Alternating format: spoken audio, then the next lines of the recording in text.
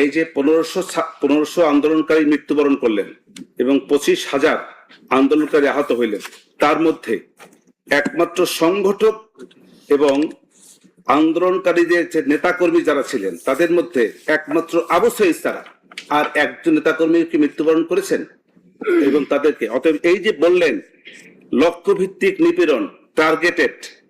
তাহলে তো তাই যদি হতো তাহলে আন্দোলনে শেখ হাসিনা তার কর্মী বাহিনী দিয়া, তার পুলিশ বাহিনী দিয়া এই যে হাসনাত আব্দুল্লাহ রে, এই যে সাজ্জিদ আলম সাহেব রে, তারপরে এই যে বর্তমান যে মন্ত্রী আছেন এই যে নাহিদ ইসলাম সাহেব, তারপরে অন্যান্য যারা আছে যারা নেতৃস্থানে ছিল, তাদেরকে তো টার্গেট করে মেরে ফেলতে পারতেন, উনি তো মারেন নাই। অতএব টার্গেটেড, লক্ষ্য ভিত্তিক এই বক্তব্য সঠিক না। ওগুলো একটা স্ট্র্যাটেজি থাকে, টার্গেট মানে সবাইকে মেরে ফেলবে